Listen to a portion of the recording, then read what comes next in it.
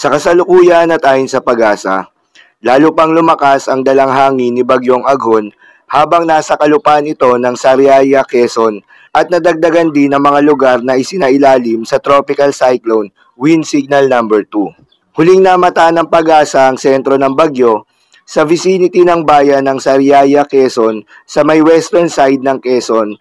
Taglay nito ang lakas ng hangin na umaabot sa 75 km per hour malapit sa sentro nito. Ibig sabihin bagyang lumakas ito at pagbugso na umaabot sa 125 km per hour at kumikilos pahilagang kanluran pa rin, subalit may kabagalan na 10 km per hour. Samantala, may nakataas na tropical cyclone wind signal number 2 sa ilang mga lugar kabilang ng northern at central portion of Quezon, Laguna, eastern portion of Batangas, eastern portion of Rizal.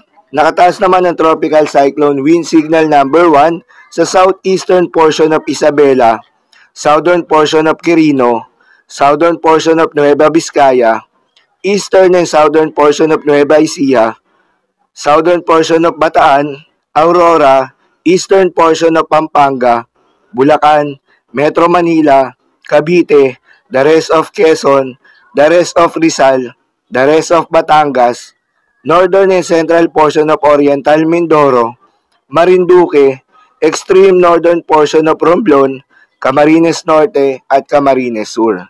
Para naman sa latest track ni Bagyong Aghon, sa susunod na 12 oras, si Bagyong Aghon ay dadaan sa Calabarzon at Polillo Islands at inaasahan din ito na nasa dagat na muli sa Eastern Quezon o Aurora ngayong gabi o bukas ng umaga.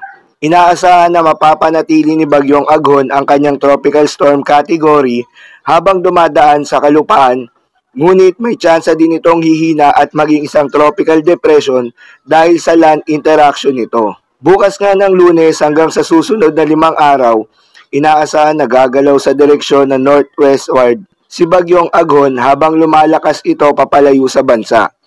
Inaasahan nitong lalakas bilang isang severe tropical storm bukas ng Lunes. Posible ding itong lalakas palalo bilang isang typhoon category sa loob ng Philippine Area of Responsibility, ngunit malayo na ito sa kalupaan. Paalala lang po, ang mga nasabing forecast ay posible pa magbago, kaya naman patuloy lang magantabay sa mga update na ating ilalabas at